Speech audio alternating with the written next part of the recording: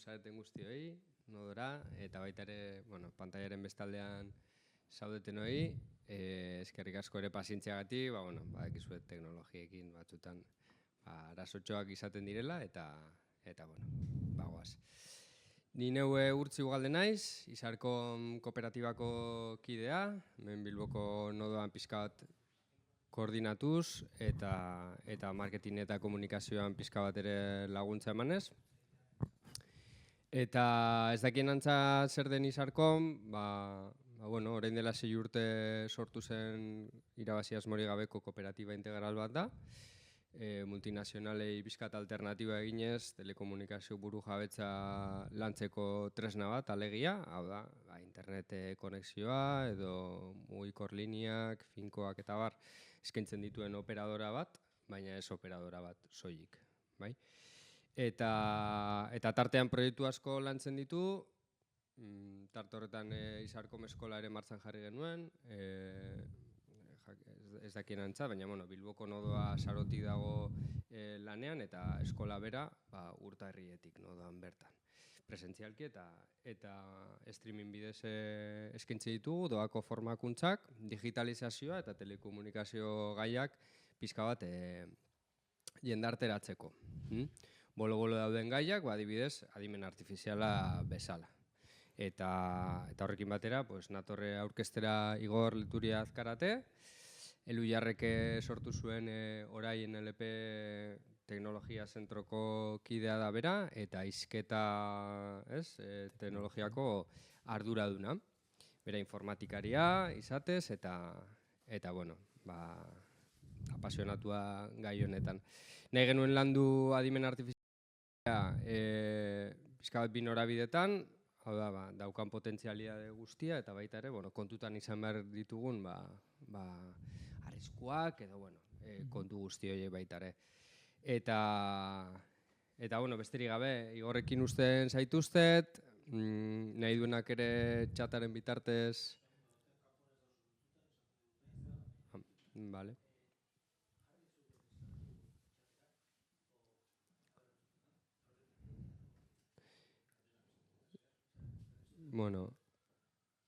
Entzuten duzue, a ber.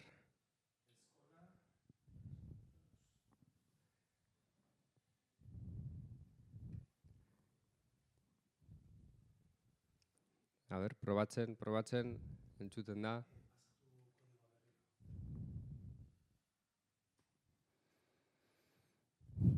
Bai.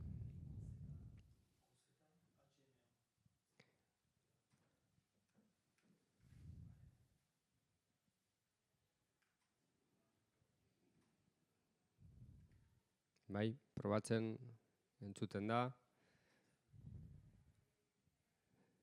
Zer da gaizki entzuten dena, lagunok, han pantaila, bai, baina zer da entzuten dena? Neuri entzuten jat. Ez da. Bai, probatzen, zelan entzuten duzu, Borja? Interferentziaren bat. Bai, orain bai. Agian pixkat apurtuan nire ahotsa, baina nik uste dut ulertuko duzue. Bai, venga, aurrera goaz. Eskerrik asko presentzialean zaudeten non pazientziagatik, eta aurrera goaz, esandakoa, Igorrekin uzten zaituztet, espero dute, mamitsua izatea gaia, ordu bete inguruko solasaldia, nahi duena baita ere, ekarpenak egin, bai hemendik eta bai txatetik, irikia egongo da, eta bideratuko dizkiogu galderak bestela Igorri. Eskerrik asko. Eskerrik asko Urtzi, aurkezpenagatik, eskerrik asko Izarkomi gonbidatziagatik hitzaldi hau emutera. Beak esan bezala, Urtzik esan bezala, neunator zeretik. Orain NLP teknologiak deitzen den zentrotik. Zentro hau da, Elujar Fundazioak sortutako zentrua, eta Elujar Fundazioan nik uste dut aski ezaguna badala, zientzian zabalkundien ditzen duen lana, eta aholkulaitzan, itzulpen gintzan, iztegi gintzan, eta hainbat gauzak. Eta aritzen garen beste arluetako bada hizkuntza eta hizketa teknologiena, ezta? Eta hizkuntza eta hizketa teknologietan aritzeko horretarako sortu zauen Elhuyarrek orain NLP teknologiak zentroa. Ez da, ja 20 urte batero badia honetan gabiltzala, izen hau gure departamentu honeko indela gutxi hau hartu dau, baina, bueno, da adimen artifizialeko zentrua, lantzen dauena adimen artifizialan arlo bat, euskeran dako hizkuntza eta hizketa teknologiena, ez da? Eta, egiten dugu, ikerketa, oinarrizko bai, baina baita ikerketa aplikatua, enpresei teknologien transferentzia eta hola, eta horrez gain, guk teknologia taula garatziaz gain, Elhuyarreko beste sail batek, hizkuntza teknologien sailak, itzen ditu tresnak eta zerbitzuak gure teknologia horretan oinarrituta, eta, unibertsitatiekin elkarlana eta lantzen dugu, 15 bat kide gare, eta, mundu akademikuen eta artikuluak eta publikatzen ditugu bai. Itzaldixan izenburua, ez da hola eskatuta, zan adimen artifizialen argi ilunak, pixkat nahi gauen zentratu bi ikuspegitatik, bereziki, izarkomen balorietako batzuk dien bi ikuspegitatik, euskerana eta burujabetza teknologikoana. Eta nik uste dut, landu nahi bada adimen artifiziala, lehenengo gauzea da jakitia zer dan adimen artifiziala, ez da? Ze adimen artifiziala azken aldixen asko gabitzen zuten, emuten dago indela gutxiko gauza bat dela, baina izetez adimen artifiziala da orokorrien makinen gaitasuna gure adimena edo gure prozesu mentalak simulatzeko, ez da? Hori orokorrien. Baina gainera izetez adimen artifiziala bebai da informatikaren azpiarlo bat, eta azpiarlo horrek lantzen dauena da, hori, izaki adimendu non berezkotzat jotzen dien gaitasunak, ikusmena, osko hizkuntza, idatzia, arrazonamendua eta holako beste batzuk, imitatuko dituzten makinak sortzia eta horretarako tekniketan ikertzia. Osea, ezagutza arlo oso bada adimen artifiziala. Adimen artifiziala, hau nik uste importantia dela azpimarratzea adimen artifiziala, azken aldixen beste erabilera batzuk hartzen ditu, erabilera hori da, azken urtiotan, hori, deitzen jako adimen artifiziala kasu batzuetan, azken aldixen adimen artifizialaen arluen baliatzen dien teknikei, ez da? Gaur egun, sare neuronalak, edo lenguaia eredu handiak, edo erabiltzen die, eta emuten dau, adimen artifiziala zirrakie deitzen sistema hauei, ez da? Eta hauei bakarrik, eta oindala gutxitik, eta hoietako sistema bakoitza ere esaten jako adimen artifizial, ez da? Hau adimen artifizial batek sortu da, holako tresna batek sortu da, ez da? Baitxa, beste gauza batzuetan esaten da, hau adimen artifizialak ingo dago, ez da? Hola, singularrien eta bat bakarra izango balitz bezala, ez da? Bakizue internet, gauza bat, edo odeia, ez? Odeia gauza bat izango balitz bezala, eta zea, eta, izetez ez da hola, ez da? Adimen artifiziala esaten duenien argi eukibidegoena da, ezagutza arlua bai da, baina ez dela adimen artifizial sistema asko da, oso ezberdinak, enpresa ezberdinak sortu dituztenak, helburu ezberdinekin, eta horixe, ez da? Eta, beste azken oharra hori, da pixkat adieraztia, adimen artifiziala hori, ez dela bakarrik, oindala urte eta piku, ez da, chat GPT eta holakoak hasi zienetik, orduen hasi garen zuten adimen artifiziala, eta muten dago adimen artifiziala, azken sistema hauek bakarrik diela, baina ez, adimen artifiziala askoz gehiago da, aspalditik dauen gauza bada, eta nik uste dut, adimen artifizialan argilunak, aztertu nahi baditzugu, aztertu behar diela orokorrien, ez da? Ez bakarrik hau, baizik eta, lehenautiko teknikek eta sistemek eta inleikiena eta holako gauzak bai, ez da? Adimen artifiziala, esan bezala hori, informatikaren azpiarlo bada, nahi dagoena hori, gizakixon gaitasunak edo makinek eukitzia, eta hainbat azpiarlo ditu adimen artifizialak bere barruen bebai, ez da? Ikusmen artifiziala, makinek gauzak eta objetuak ezagutzen jakitea, automobilen gidatze autonomoa eta, ez da, bebai sartzen da adimen artifizialan, robotak eta hoien mugimendua ezagutzaren errepresentazioa, arrazoitzea, gaur egun asko ikusten diena irudixak, bideoak edo musika sortzeko sistemak bai dira, adimen artifizialan beste arlo bat, beste batzu badaz, eta bat da NLP, gure izenien dauen NLP hori. NLP zer da? NLP da Natural Language Processing edo lenguaia naturalaren prozesamendua. Bai ezagutzen da hizkuntza eta hizketa teknologiak, guk, de hecho, hola deitu izan dugu askotan eta adimen artifizialen azpiarlo hau arduratzen da hizkuntza eta hizketa, hau da, idatzizko zein ahozko gizakixon komunikatzeko formak ikertzen dauen adimen artifiziala, hizkuntza ulertzea, sortzea eta holako gauzak itia. Eta gaur egun da egia esan adimen artifizialan parte oso importante bat. Eta NLP edo hizkuntza eta hizketa teknologiek aldi berien beren barne hartzen daue holako gauzak, itzulpen automatikoa, hizketaren sintesia edo sorkuntza, hizketaren ezagutza, transkripzio edo azpititulazio eta holako gauzak, testuen sorkuntza, testuen ulermena, testuen laburpen automatikoa, chatbotak, galderak erantzuteko sistemak, testuen analizia eta etiketatzea, azpiarlo horiek danak hartzen ditu NLPek. Eta pixkat, ikusteko adimen artifizialak euskerari dagozkizionez, ze argi ilun ditun lehenengo komenia jakitia zein dan euskeraren egoera, adimen artifizialien eta gaur egun ze gauza iteko gai garen edo noraino iritsi garen, orokorrien hitz egiteko, gero ikusiko dugu zehatza hau adibidatzu, baina orokorrien hitz egiteko, jakiteko egoera nola dauen, kontuen eukibidie, teknologia hau egaratzeko, teknologia hauen egoera baldintzatzen dabiela hainbat faktorek, Euskerak badauko hainbat faktore aldeko eta horietako bada nik uste baliabideena.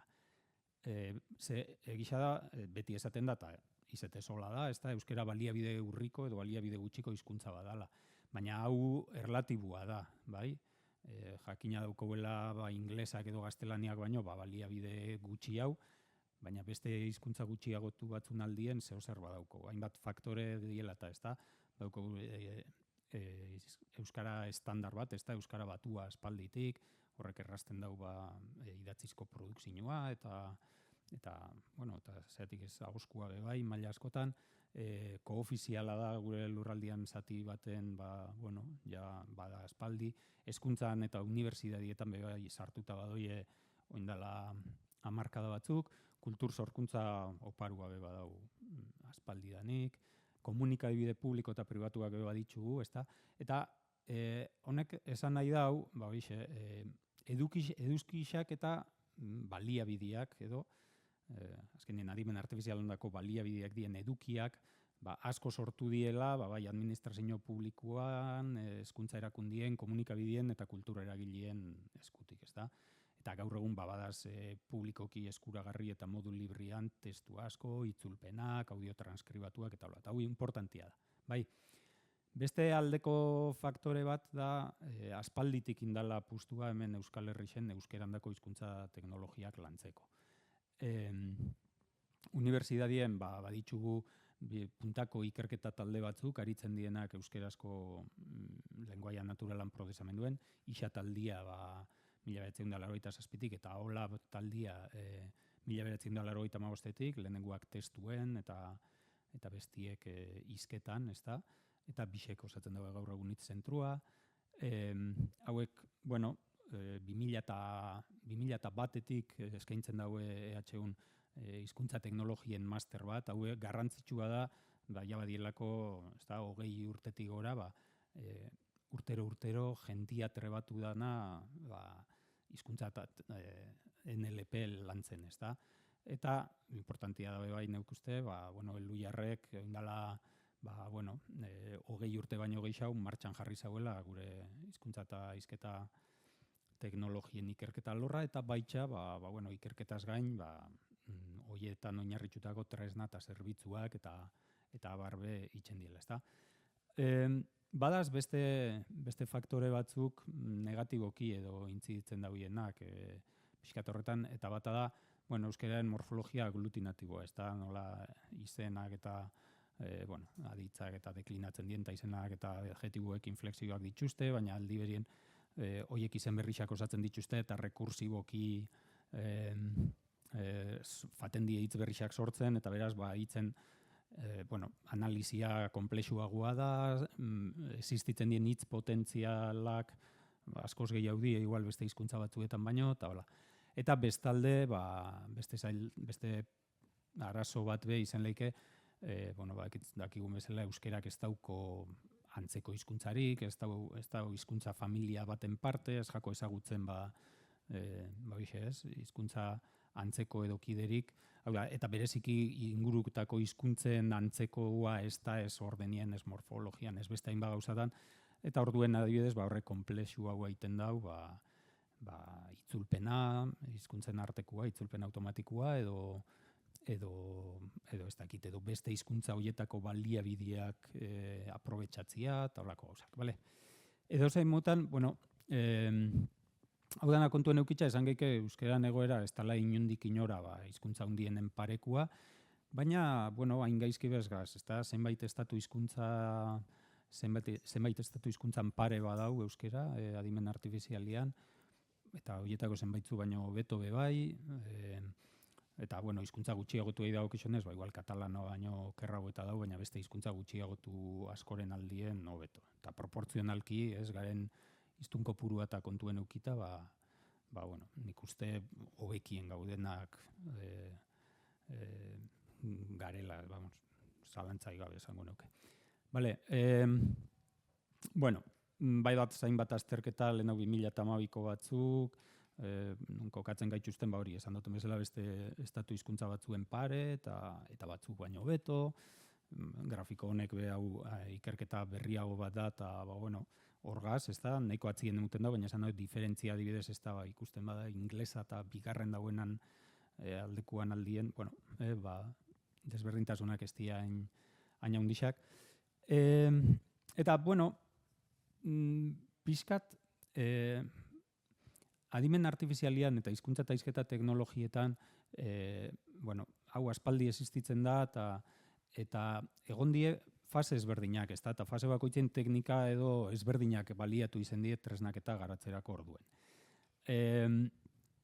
Hasiera baten, eta adibidez, informatikan sorreratik, eta landu izen dana izen die, hori teknika heuristikoak edo erregeletan oinarritutakoak bebai esaten jakie, hurbilpen simbolikoa, eta kasu honetan hizkuntzaren ezagutza dana, iten dana da hizkuntzaren ezagutza maila guztitakoa, lexiko, morfologia, sintaxia eta blaba, ordenagailuek ulertzen dituzten egitura eta erregela forman idatzi, bai?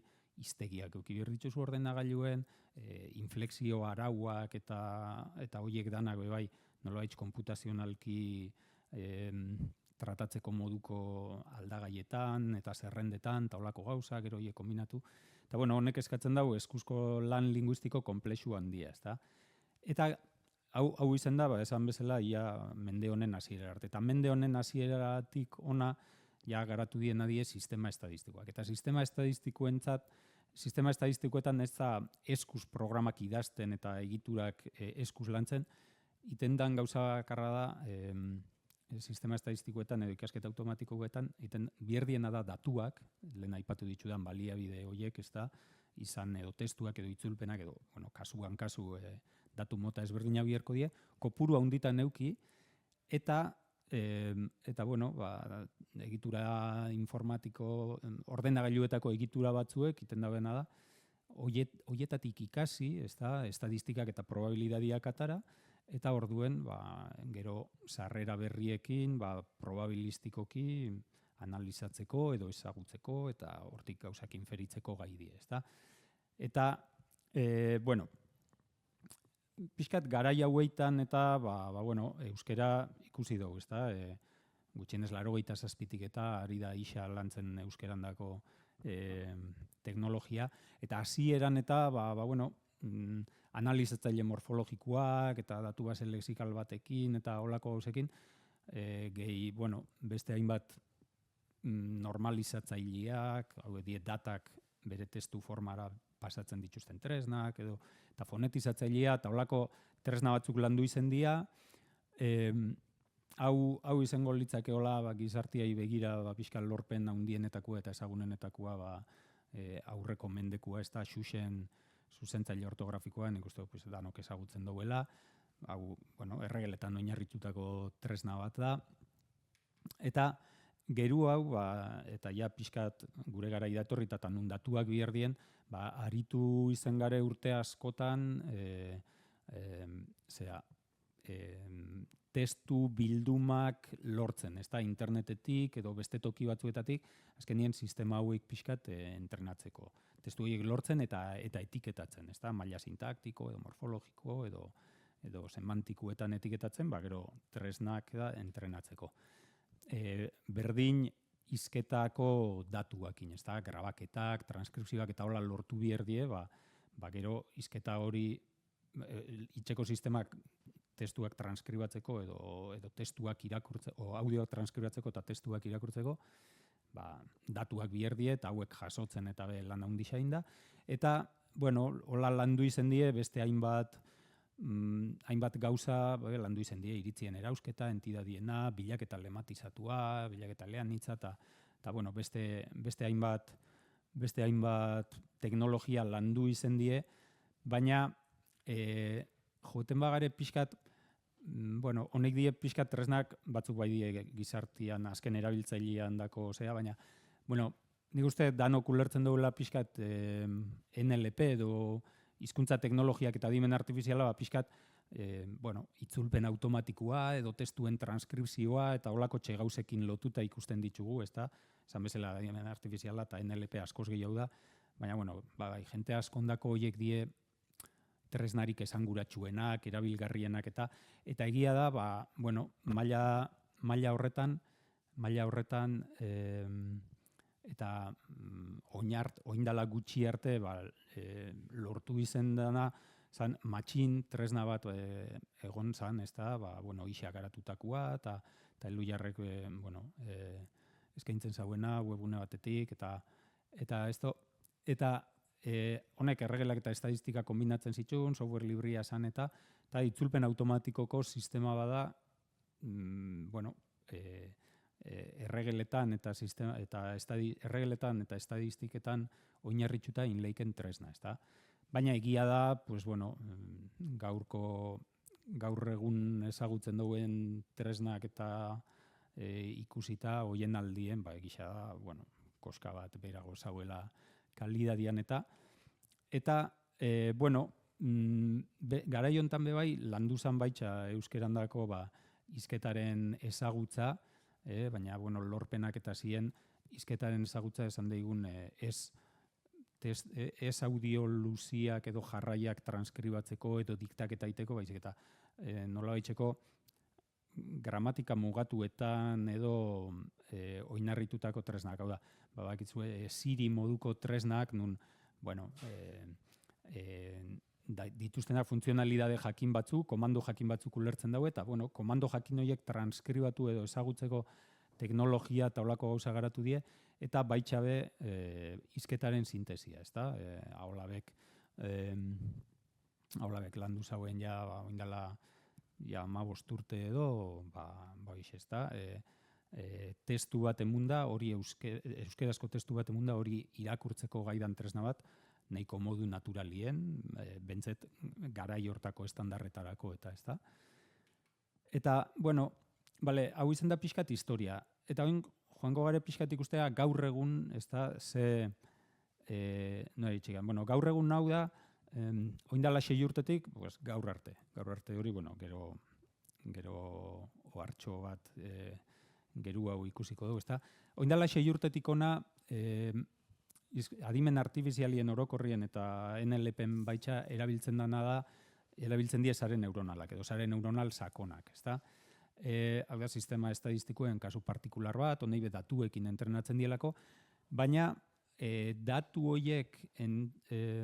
horietatik ikasi eta gero gauzak inferitzeko gai dien egitura informatikoak die, sare neuronal sakonak diena. Hauek dia pixkat gure burmuinien ditugun neuronak eta beraien arteko konexioak imitatzen dituztenak, edo, egitura hori simulatzen dauienak ordenagailu baten, ezta? Eta sare neuronal hauekin lortu da oso emaitza onak ia atasa askotan, eta aipatu ditudan atasa horietan bai, hizketaren sorkuntza, hizketaren ezagutza eta itzulpen automatikoan bentzetu bai, eta beste batzuetan bai, eta oindala 6 urtetik ona hauek hasi dira erabiltzen, eta jauzi oso handixa egun daue orokorrien adimen artifizialak, eta euskerak bai, bereziki salto oso handi bat emun dau. Garai hontan adibidez, horixe, lortu ditugu oinarte be lantzen ziren hainbat gauza are emaitza hui hauekin lortzia, baina esan duten bezala itzulpen automatiko, hizketan ezagutza eta sintesia be bai. Eta sare neuronalen bidez beste alor asko be landu ditugu, laguntzaile adimenunak eta txatotak, zuzentzaile gramatikalak, bosgorailu adimendunen arluen be aritxu izan gare, eta bueno, beste zenbait gauza. Ja adibide konkretuetan sartuta, ezta? Itzulpen automatikoa dagokionez, bueno, badau lehenengo sare neuronaletan oinarritutako lehenengo sistema, bueno, itzulpen automatikoko sistema on bat garatu izan duen dela urte bat, Elujarren jarraitzen dugu pixkat alor hau, bueno, etengabe teknologia beti hobetzen, pertsonalizatzen, genero alborapenak murrizten, olako txelanetan, eta, bueno, gure itzulpen automatikoko teknologia horretan oinarrituta, kaleratu gauen jaindala urte batzuk Elia itzulpen automatikoko zerbitzua, ezta?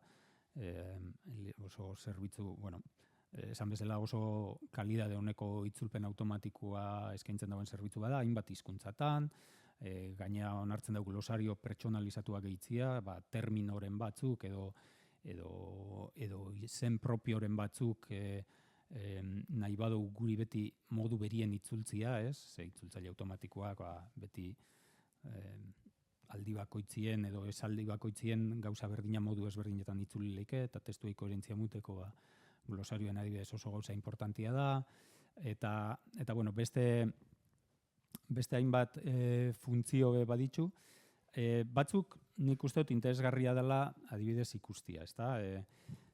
Bueno, danok ezautzen dugu hola pixkat orokorrien nolakoak dien itzulpen automatikoko tresna hauek, ezta? Aspalditik existitzen da Google Translate, kutxa baten testu bat pegatzen dozu, esaten dutzezu 6 hizkuntzatan dauen eta nora itzuli nahi dozun eta itzulitzen dutzu, ezta? Ze gertatzen da, bueno, beti esaten dugu, itzulpen automatikoko sistemak ez die perfektuak, inoiz ez da inbier hartuta itzulpen automatikotik pasautako zerbait, pues ja publikatu, ez? Edo idatziz, edo prentxara, edo gure webunia zerien, beti komeni da errepasatzia, eta karo, errepasatzerakoen zer gertatzen da, batzuetan itzulpen automatikoa okerrain badau itzulpen automatikoa, batzuetan eskatzen duzku aldaketa desente, ez da izaten igual hitz bat bakarrik aldatzia ordena guztiz, eta, bueno, askotan oso ondo iten dau, baina konfunditzen danetan, igual, zuzenketa asko taula inbier badie, lana da, eta, bueno, eta ez hori bakarrik, gaina itzulpen automatikoa, esaldi bat itzultzeko modu bakarra ez dago, ez da modu asko egon leikez. Eta igual kasu batzuetan ez du, itzulpen hau zuzena da, baina ez jata inbeste gustatzen ze ordenetan itzuli duzten edo nola. Hau adibide real bat da, ikusten dozue, jatorrizko testuen desforestazioa aipatzen da, eta, bueno, honek itzuli dau baso soiltzea, ez da, desforestazioa adibidez.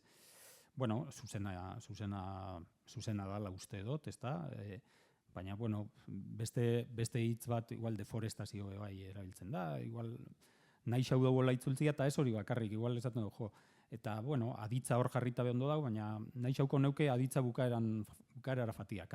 Hori dana eskusazibi bare zuzentzen lana pixkatua da. Bueno, adibidez, Eliak emuten dago aukera, azkenien itzulpen automatikoko sistema batek, berak barrutik, sare neuronal horrek barra jau ditu hainbat aukera posible, eta aukera posible horietatik bere ustez probabiliena dana bueltatzen dago. Baina baliatzen ditugu, berak tartien euki ditun beste itzulpen posible intermedio horiek, eta adibidez, hitz baten klikatzen badou, hemen, esan dut, ez da, adibidez, aditza nahi badou atzera joatia, hori da. Klikatzen badu hitz baten, honek bueltatzen duzku, bueno, ze beste aukera zagoen, eta ikusten dugu hemen desforestazioari, alde batetik baso soiltzea nordez dauko desforestazio hitza eta ordena beste modu batera.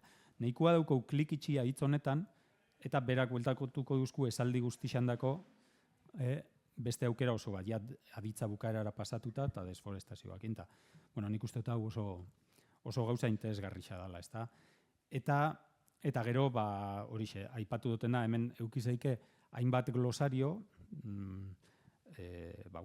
kasu batzuetan esandakoa, testu bat itzultzea goiezen nahi hau termino jakin bat beti hola itzuli deixen, eta ez batzuetan modu batera, beste batzuetan bestera, eta beste itzulpen batzuetan igual bai beste modu batera, eukizeike glosario zerrenda bat, kargatu, esan hitz hau beti itzuli horrela, eta beraien deklinazio guztiak eta aurrerantzien hola itzuliko ditu. Hau nik uste dut hori, oso importantia dela, enpresa mailan eta itzulpenak eta biherdienien, bai. Beste funtzionalidade oso interesgarri bat nietako Eliak adibidez daukena da dokumentu osuen itzulpena. Bai, pentsau digun dokumentu oso luze bat itzuli nahi duela, eta ibiltzia hor zati-zati, ez dakit paragrafo edo pegatzen eta gero kopiatu itzuli eta hase bueltan ekarri eta formatua galtzen duzku eta berriro formatua berreskuratu, Eliak adibidez dauko funtzionalidade bat nun, horixe, igo geike bertara gure dokumento bat, hemen ja baditxut batzukin ja, nahiko askarriten dago, baina ez itxoitiarren, ikusten duzu, dokumento bat igoten da, esaten dugu euskara ez dauela, eta bidali geike itzultzera, gaztelanera, gallegora, katalanera, frantsesera edo inglesera. Eta gero, hori inda dauenien, hemen ikusten ditugu itzulpenak, eta, guazen ikustera jatorrizko dokumentu hau litzake,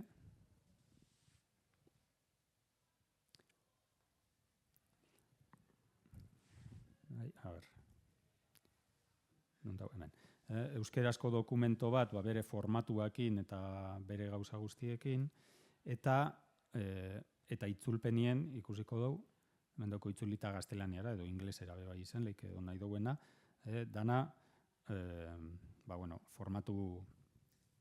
formatua mantenduta eta guzti itzulita, bai. Eta gero beste gauza interesgarri bat nietako da, esan duena, itzuli duzku dokumentua formatua mantenduta, baina nahi badugu hau oin ikusi aber zuzena dan edo errepasatu,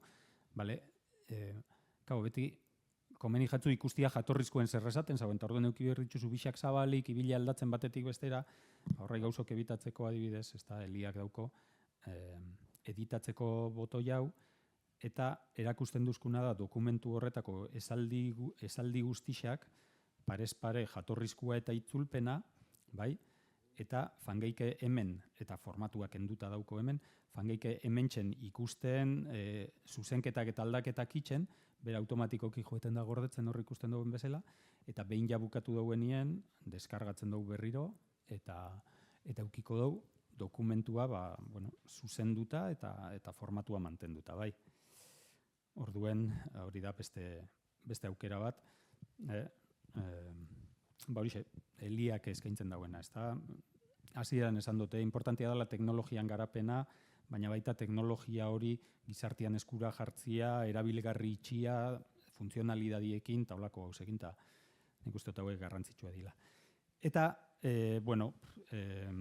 Eliak badauko telegrameko bot bat, nun edozein mezu jaso dozuna telegramen bertara birbidali zeiken eta berak itzulitzen dutzun, baina baita bota gehitzen badozu talde batera, eta esan talde hontara euskeraz botatzen dandana gaztelaniera itzuli edo alderantziz, iten dago orduen. Hau adibidez oso interesgarrixa da eskolako guraso taldiak eta hola, ez da, beti ez deten dana en castellano que no entendemos y tal, bota gehitzen dozu, eta ja euskeraz ibili zaike, eta ez dakixienok be gaztelaniaz jasoko daue horrekin ta.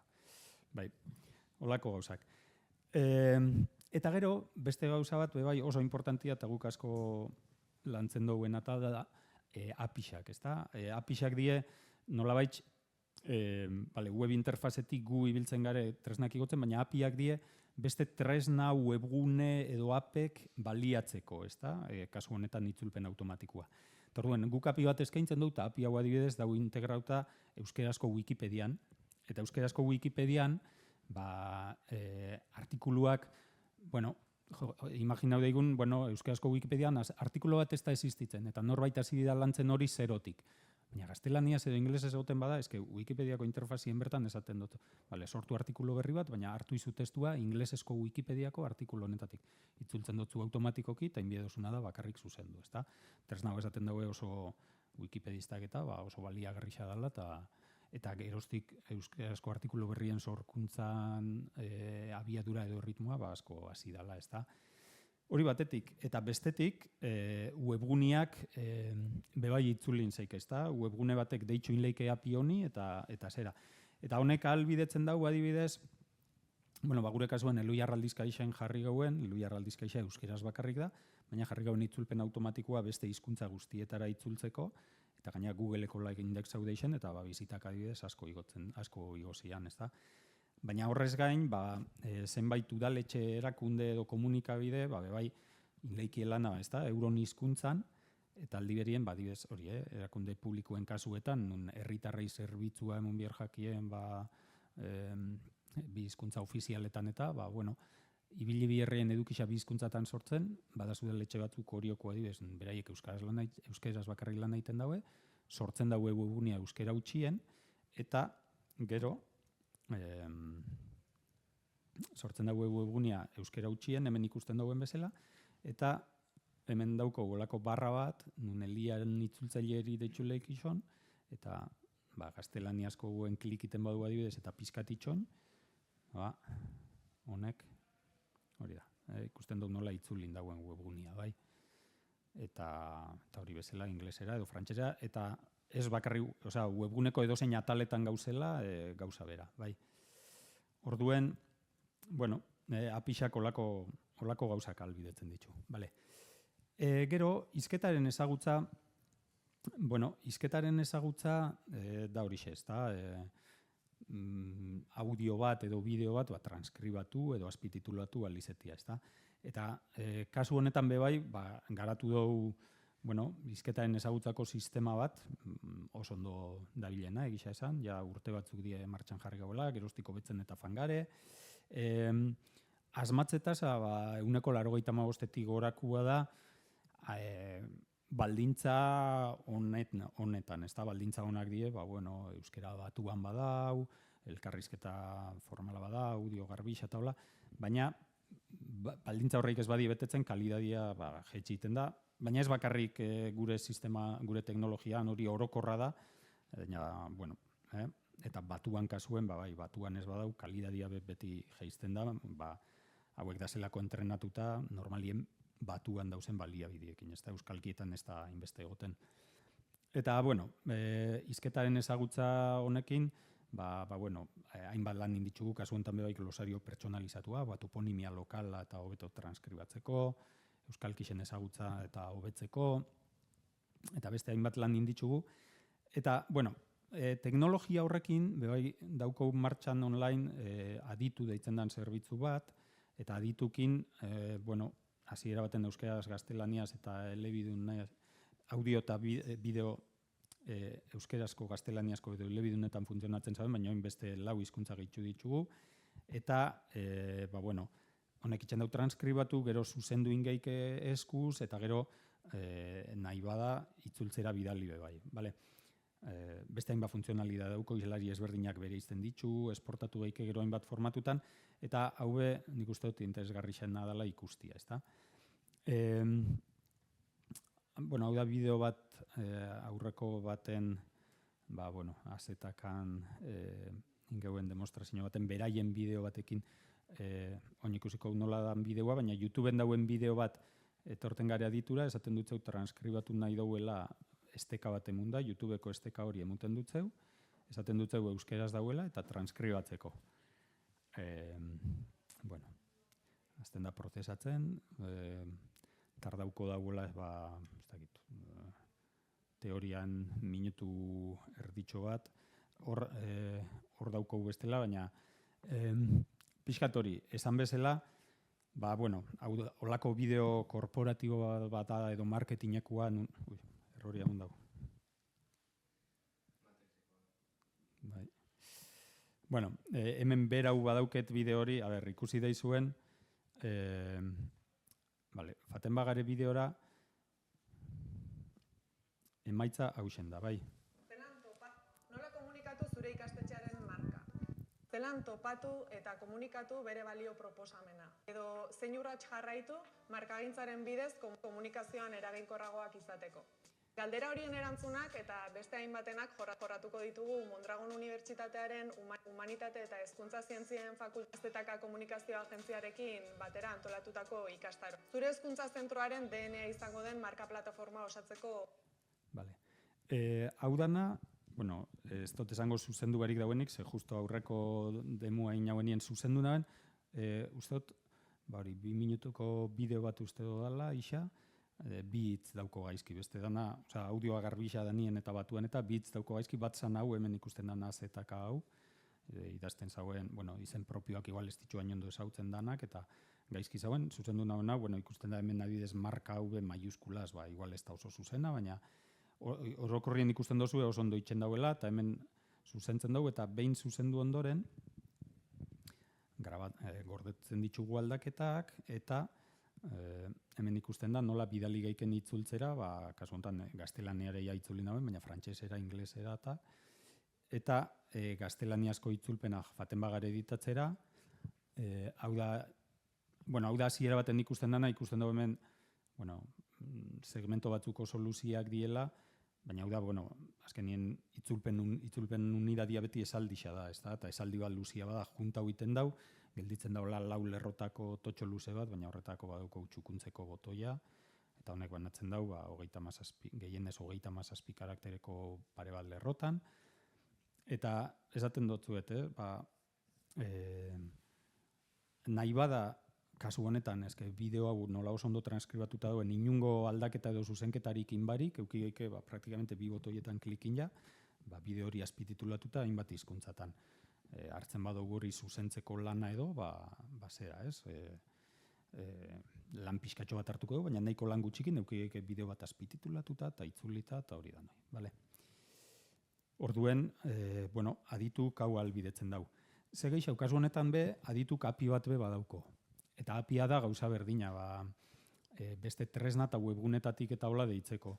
Eta hau interesgarritza da komunikabideen dako, komunikabideek eukitzen daue holako tresnaren bat normalien sortzen dituzten bideoak eta hola, bertan katalogatzeko edo artxibatzeko. Igotzen daue bideoa, jartzen dutzie titulo bat, deskripzio bat eta gorde, zeatik ez gorde transkripzio osoakin, hola bilaketakin alizeteko bertan esan dan edo zeinitzekin eta hola, hau adibidez integrauta duko hainbat tokitan, eta 11 telebistan kasuen jabadie urte batzuk, beraien albistegitako albiste pieza danak webgunera igotzen die automatikoki gure teknologiakin azpititulatuta. Eta hori dau, beraien tresnan integratuta. Kasetariak igotzen dau pieza, albiste pieza, automatikoki transkribatzen da, nahi badau ez, zuzentzen dauen nahi badau ez, eta tresna horretan bertan, sakatzen dauen botoia webgunera publikatu, agertzen da publikatuta zerakin, bai?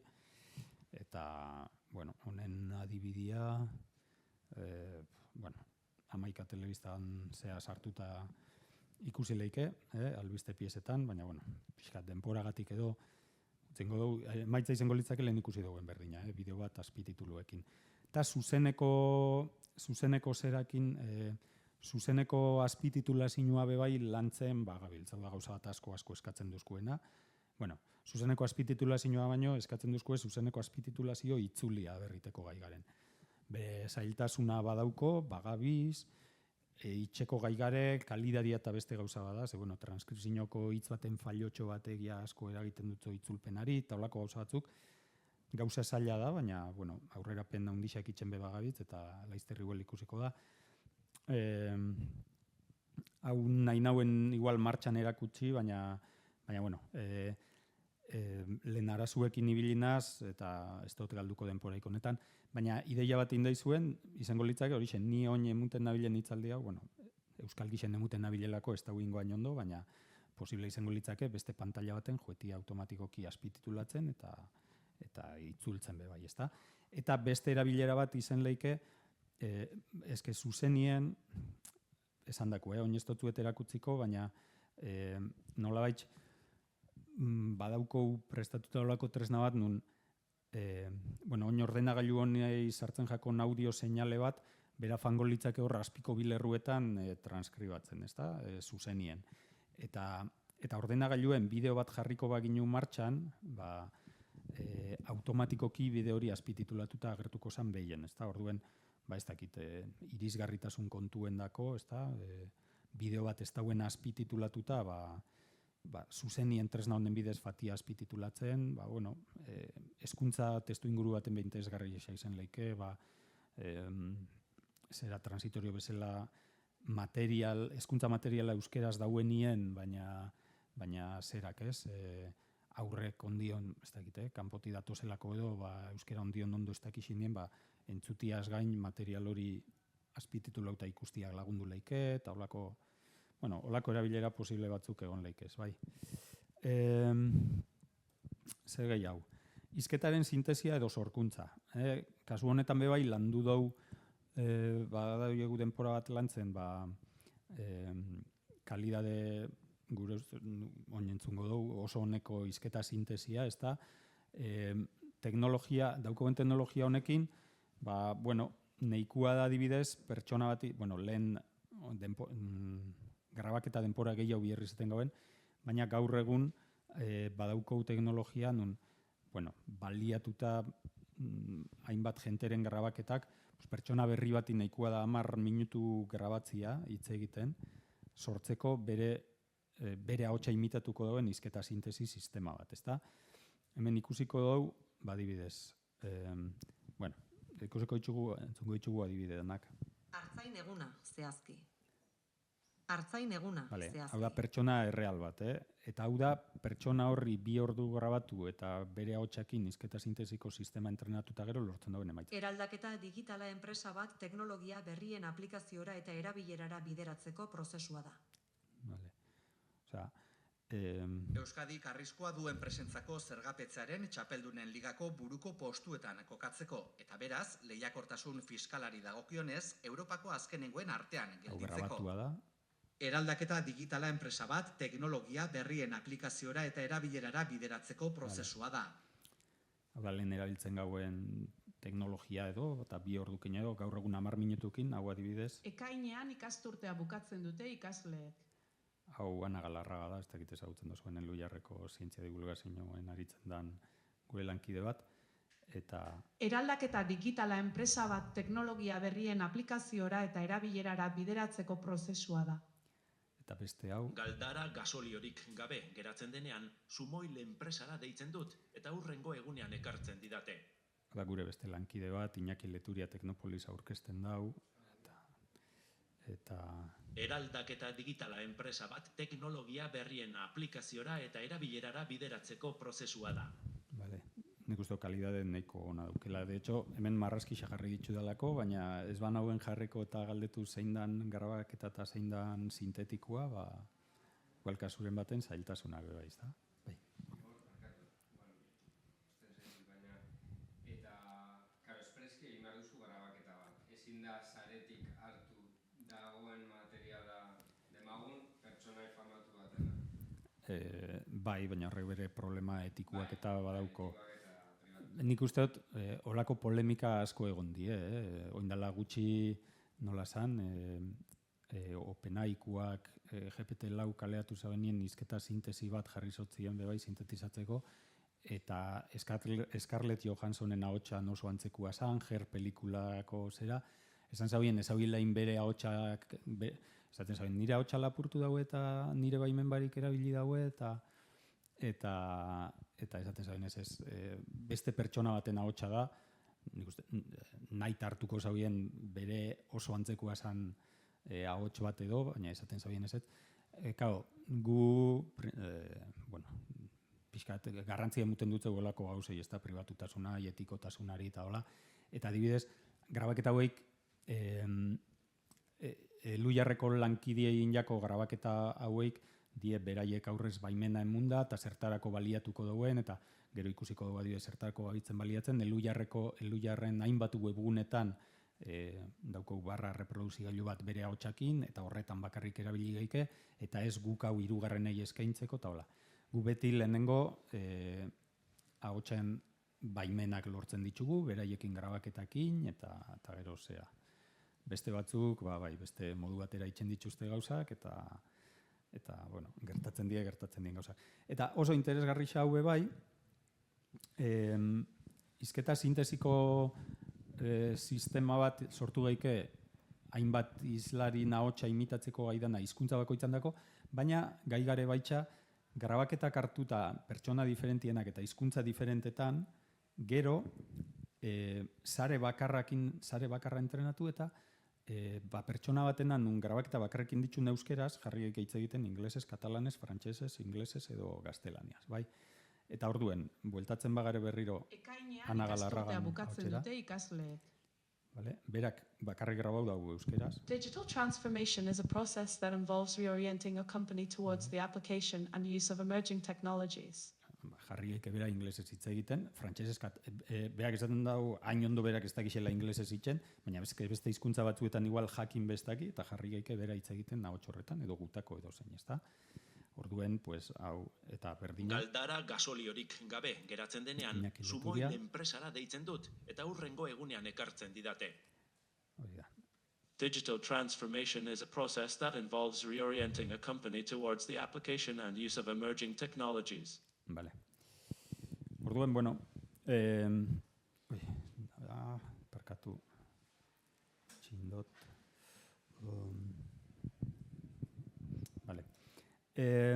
orduen, teknologia hau baliatuta, kaleratu gauen bebai, zerbitzu bat, testu bat idazten dozu kutxa baten, hizkuntza eta hotsa aukeratu, eta audioa sortzen dotzu horrekin, ezta?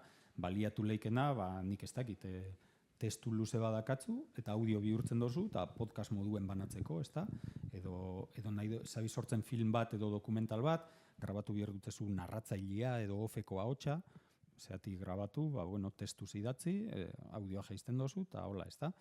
Orduen, hau eskaintzen dugu, eta hori orokorrien, jente guztixari, hizkuntza bakoitzien duzte lau ahotsi diferente eskaintzen ditugula, baliatzeko, baina aldi berien dozein etorri leike geugana, eta esan nahi dut nik bakarrik baliatzeko ahotso bat euki, orduen, bazuk esan noren ahotsa behar dozun, ekarri hori pertsona, 10 minutu grabatzen dugu, eta hor daukotzu zure ahotsa zuretako bakarrik, ezta? Eta, bueno, hau web interfaze bidez baliatu leike, baina berriro, hemen beba API bat jarri dugu, eta API-xak ahalbidetzen dugu, adibidez, webgune askotan daukau jarritzaia, barra reproduktora bat, testu hori irakurri berrien entzuteko, irisgarritasunagatik, edo nahi duzulako gero autobusien edo kaletik askuekin entzuten fan, irakurtzen joen biherrien, pantalla txiki baten. Eta edo makina interaktiboek osko erantzunak emuteko edo bakitzu autobusetan, trenetan, aireportuetan eta megafoniatik botatzen dien mensaje horreik gaur egun badakigun nolako artifizialak dien eta pegatuta eta sonatzen da bien, nahiko natural esateko, ez? Baina, erakutsiko dutzu eta adibidez webguneko adibide bat, ezta? Webgunia, kasu honetan, Elujarren hainbat webgunetan jarritxa daukau, da olakotxe barra bat, bai? Aixa Barbarin López Urpeko arkeologoa. 2024ko maiatzaren 3. Naztu inda. Txene?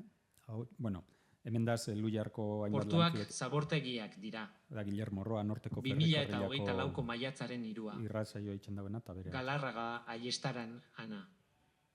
Elujar zintzia. Iturria. Elujar aldi. Saltauko hori da noi ikusteko.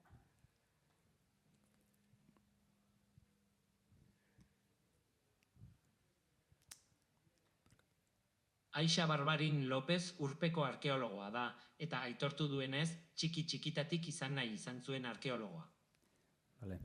Olako gauzakin geike, hau jarritxa dibidez berrian bai, berrian ez da gifi gauzarien, gaur egun edozein artikulotan sartzen zat, onduen dauko ez olako barra bat, dauko ikonotxo bat kaskuena, eta da artikulo hori entzuteko beraien bi langilek grabau zituzten etorri gure bera eta 10 minutu grabauta, eta daukie beraien sintetizagailua bertan, eta olako gauzak beraien geike, bai.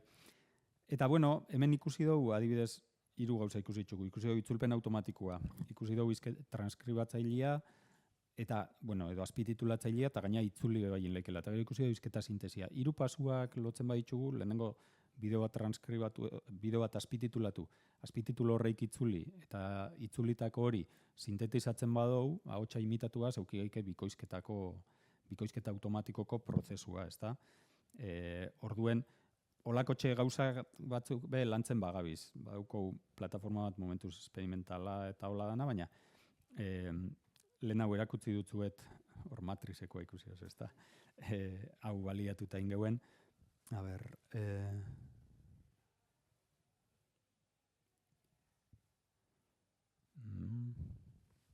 Vale.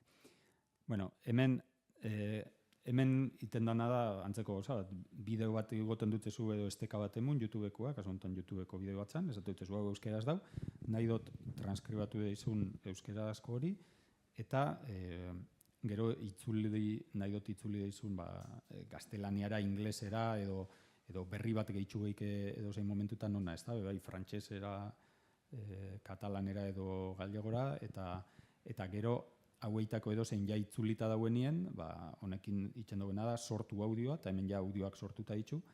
Guezen ikustea, nola, jatorrizkoa.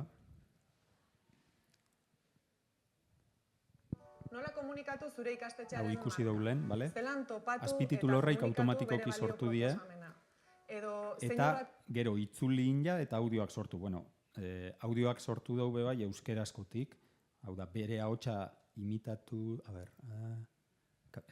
audioa, jatorrizkoa eta euskarazko sintetikoa, Eta beste hainbatenak jogatuko ditugu Mondragon Unibertsitatearen Humanitate eta Hezkuntza Zientzien Fakultateak Azeldaka Komunikazio Agentziarekin batera antolatutako ikastaroan.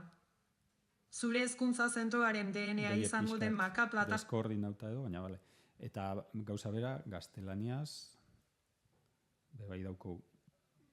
Hemen ez dut itzuli ezer, ikusten duzu azetaka nola gaizki agertu dauen, eta... Será la ADN marca de tu centro.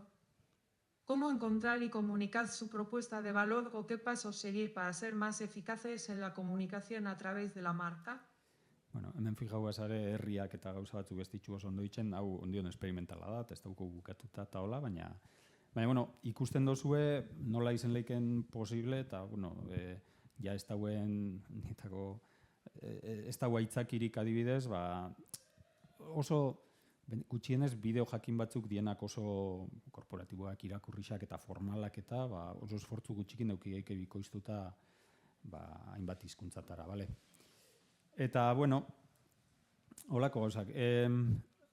Bueno, Mycroft proiektua izen zen euskerazko bosgorailu adimendun bat landu gauena. Haue bai, kombinatzen ditu hizketaren ezagutza eta gero sorkuntza. Honen adibide moruen bideo baten zati labur bat erakutziko dut, ikusi daigun zer dan edo. Hey, Mycroft, zer egun da gau? Asteazkena 2022ko ekainaren 29 da. Vale. Hey, Mycroft, zer ordu da? Vale. Horako gauzak eguraldia, bilatu Wikipedian ez dakiz jarri irratia, jarri musika, horako gauzak itzen dituen. Eguraldia. Tresna bada, bai. Kombinatzioz, horako gauzak. Oraintxe bertan, hodeiak eta ostarteak dago eta 19 gradu Celsius daude. Hemen egia esan, hizketa sintesia da aurreko generaziokoa, gaur egun entzun duzue kalidade hori hauekin behiten duela. Eta bueno, eta hau da, pizkatxo bat zaren neuronalekin zerrin leiken eta gaur euskera zein egoeratan dauen, bale. Egisa da, bale, esan dut, gaur egun be, ondiokan teknologia hauek erabiltzen die eta existitzen die eta hola. Baina, egisa da, bueno, lehen aipatu ditut nola fase eta teknika diferentiak erabili izan dien epoka ezberdinetan, eta gaur egun, bueno, danok dakigu, ez da, etorri zala indala urte eta erdiero, eta kriston, ez dakit, bombua edo eukidau,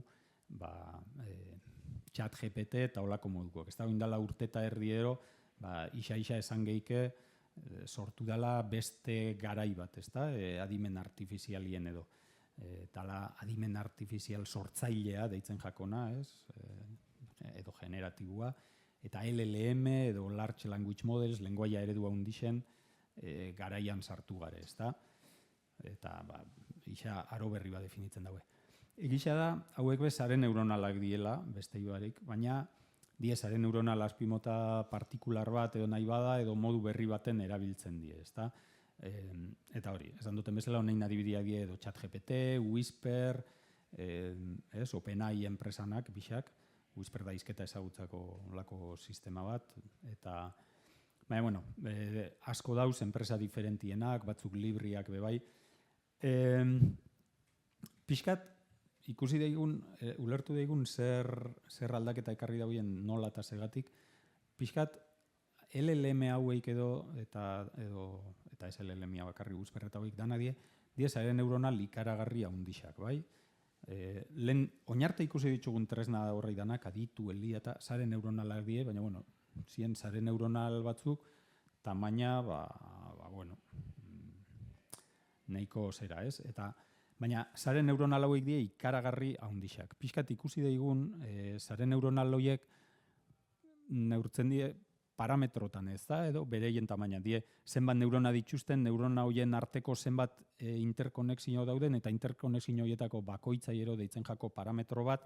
Hemen ikusten dugu nola, grafika honetan, hau da, 2018ko urtarrilien hasten da, eta iristen da 2021 bateko urtarrilera. 3 urteetan egon da evoluzio hau, nun, bueno,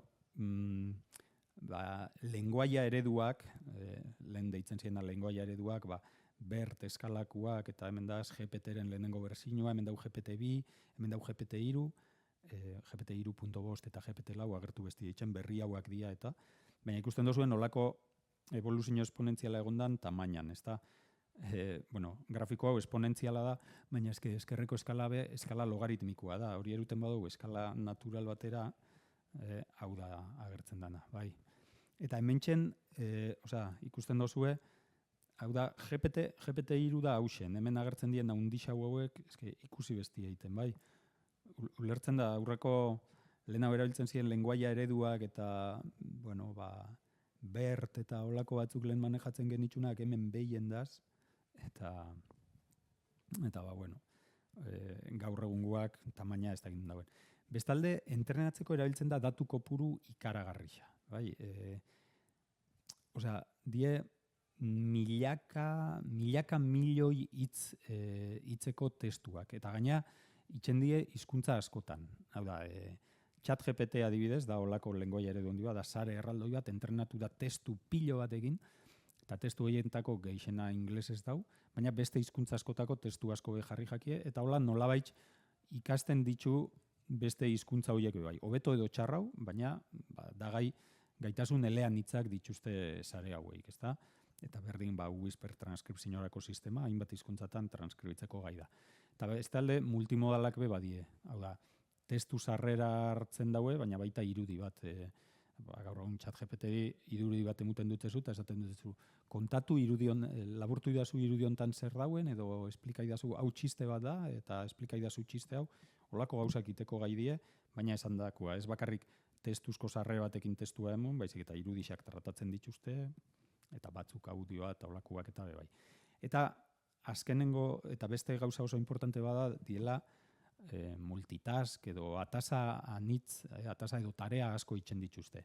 Hau da, lehen ikusi dut nola dautxugun sistemak, itzulpen automatikoa itxeko, edo testuak laburtzeko sistemak itzen ditugu aspalditik, iritzien erausketa, testuak etiketatu, testuan zuzenketa ortografikoa edo gramatikala, oinarte horietako tasa bakoitza garatzen zen aparte.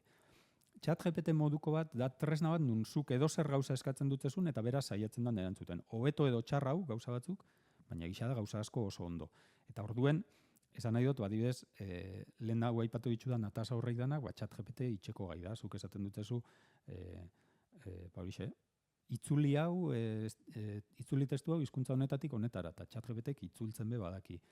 Hartu testu hau, pasatzen dutezu testu luze bat, eta laburtu idazu, eta laburtu itxen dutzu. Holakotxe gauza pilo bat iteko gai da, bai. Eta hizketa asko sariak, transkripzioaz gain diega itxeko transkripzio eta itzulpen, izlarixa detektau, eta beste gauza. Eta beste gauza bat oso garrantzitsua da diela hizkuntza agnostikoak, hau da, berdin dotzie, zuk emundutzen testuaz euskeraz dazen edo zeinetan dazen, ez da bier aurretik testu horiek edo lematizatzia, edo aztertzia, edo fonetizatzia, edo esebezitxia, bai. Eta, bueno, pixkat, komeni da jakitxia gaina aurrera diteko, LLM haueketan nola funtzionatzen dauen, ez da? ChatGPT, probau izen dozue, erabili dozue ChatGPT, eta egisa esan, kasu batzuetan aluzinatu itxen dago, ez da, hitz hori erabiltzen da, itxen dagoen gauza arraruak eta failuak, ze bebai itxen dituzte, baina kasu askotan emaitza nahiko harrigarrixak emuten dago, ez? Eta bere gaitasun ugari dituzte, ez da? Bueno, zera, ChatGPTren hasierako oinarrixak, gero beste fase batzuk ditu, baina, bueno, eta Whisperrek eta hauei bebai, daukie aurre entrenamendu edo pretraining deitzen dan fase bat.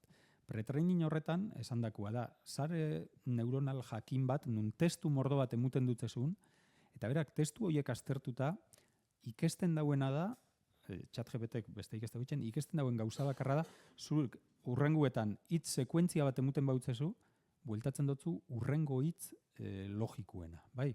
Nik zuei esaten batzuet sosoak beleari, zer esango duzue? Ipur beltz, ez? Bueno, ChatGPTek hori itxen dago, emuten dutzezu bi hitz, 10, 200 edo milaka hitz, eta esaten dutzu urrengo hitz logikuena zein dan. Orduen, nola itxen dau ChatGPTek testuak sortu? Ba, itxen dagoen gauza bakarra da, hasierako sekuentzia bat emuten dutzezu, bueltatuko da urrengo hitza. Hori aurreko dana gehi berak sortutako hitza berriro sartuta, urrengo hitz bat emungo dau. Hori gehituta beste urrengo bat, eta hola heltzen da, galderei erantzutera, zera itxera, testuak sortzera eta edo zer gauza, bai. Azkenien, horixe bakarrik itxen dugu. Baina, esan dakua, sarrerako sekuentzia hori oso luzia izen leike orduen, zuk emun zeikixo testu oso luze bat, eta gero esan laburtu emundotzuten testu hau, eta dana tratatzeko gai da. Eta bestetik, hori berak testu mordo bat ikusi ditu, eta barneratzen dau, bai, lenguaian buruzko, hizkuntzai buruzko gauza asko barneratzen ditu, ezta? Testu horrei danak ikusi dau, barneratu dau testuen morfologia, sintaxia, semantika eta beste gauza asko, eta horregatik da gai, emuten dauen erantzun horreik emuteko, baina ez hori bakarrik, munduari buruzko ezagutza bai hartzen dau, ezta? Dasare hain handixa eta inbeste testu ikusi ditu, ez da ikesi bakarrik sintaxiaz eta morfologiaz, baizik eta ikesi dau, geologiaz, biologiaz, matematikaz, eta orduen gai horrei buruzko galderako egin zeike, eta erantzuten dau. Ez beti ondo, beti oso ondo ez dauelako ikesten eta, baina, bueno, olako sariak die, bai? Osea, oso kontzeptu sinplia da, testuak emun, eta behin horreitatik ikesitxa, emuirezu gero, sekuentzia bat emun da urrengo hitza. Baina, hola itxen dago gauza harrigarrixak. Eta, bueno, audiokuak be, antzeko prozesu bat, aurre entrenamendu bat itxen daue. Whisperrek iten dauena da, audio mordo bat emunda, hoien transkripzioa itzultzia, ez da? Behin entrenatuta dauenean. Osea, audio transkribatu asko emuten dutezu Whisperri, eta gero ikesten dago audio berrixak emunda transkribatzia horiek.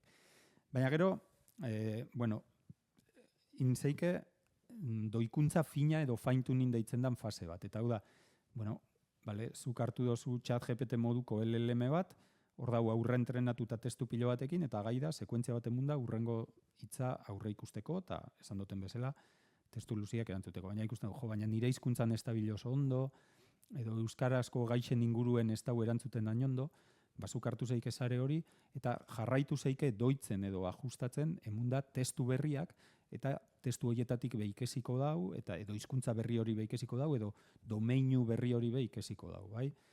Fase berri honen bitxartez.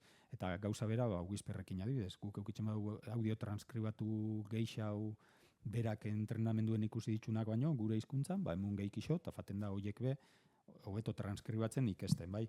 Eta gero, 3. fase badala giza berrelikadura bidezko errefortzu ikasketa, eta hemen da, berai eskatzen dutzeu galdera batin eta erantzun desberdinak emun deixela, eta gero gizakixok baloratuta, hoietatik zein dan eparkatu.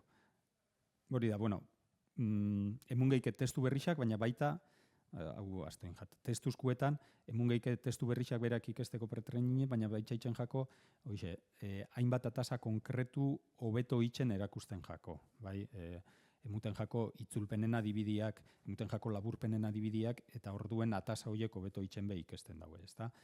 Eta gero 3. zera da, bere hainbat emaitza posible ebaluatzen dituzte, eta esan ditzen jako bitu. Lehen demundu ustezun emaitza hau okerra da, beste hau da zuzena, eta gauza horietatik be ikesten joeten dio, bai. Eta bueno, orduen, gauza bat aipatu behar dugu, eta ontsa fangonaz, itzaldi izenburuen edo sartu duen zera ez, burujabetza teknologikoan ikuspegi hori, ezta? Burujabetza teknologikoan ikuspegitik eta euskaran ikuspegitik esan behar dena da, adibidez, orain artien erraldoi teknologikuek, ez da adimen artifiziala eta hizkuntza eta hizketa teknologiak landu dituzten erraldoi teknologikuek, euskera nahiko aparte utzi daue beti. Igual, salbuespen bakarra urte askotan izen da Google Translate edo, ez da Google Translateen euskera baizauen sartuta, baina bestelako tresnaik apenas landu daue. Eta orduen, erakutsi dutzu eta adibide pilo bat nola bertoko teknologiakin eta bertoko agentiok, gu eta beste batzuk, ez da, ibiligaren lantzen, euskerandako hizkuntza eta hizketa teknologiak eta lorpenik handisenak etorri die agente lokalen eskutik, ezta? Esango nuke. Baina gaur egun ja ChatGPT eta LLM hauetan eta Whisper bezalako tresnetan euskera sartute dau. ChatGPT adibidez funtzionatzen dau egun bat hizkuntzatan, Whisperrek beste horren bestetan edo, eta euskera barne dau, bai. Beste gauza bada, orduen, baina erraldoi teknologiko hauek eta alako tresna harrigarrixak itzen dituzten hauek ja euskera sartu badaue, beraz, pentsauek ez dauko bierrik ja geixau ez ebeitzeko eurokingo dago, eurok salbauko dago euskera eta sortuko dago euskerandako tresna danak, ez da? Batetik, hori, ez da, batetik euskera barne daukie, baina ondo dabilen edo ez ikusin bieda, adibidez, lehen esan dut, ChatGPT atasa mordo bat itxeko gai dela, baina ChatGPT zerak, ChatGPT adibidez konparatu dugu eliakin itzulpen automatikorako, hau da, ChatGPT izuk esaten badutzezu, itzuli testu hau gaztelaniatik euskerara, bai? Eta berak itzulingo dotzu, eta itxen badu hori bera eliai, momentuz ikusten dugu eliak emaitza hobiagoak lortzen ditula, bai, ebaluatu dugu. Beste atasa batzuk, nun, sare neuronal klasikuekin eta bestelako teknologiakin lortzen genitxun hainbat atasatan be, ChatGPTek emaitza okerrauak lortzen ditu, lehen hau erabiltzen genitxun teknologia horiek baino, ezta? Baina, eta hau bai da ukatu ezinezko gauza bat, orain arte hainbat atasaz ezen gai itxeko ez ginenak. Euskeraz bebai eta beste hizkuntzetan bebai, ezta?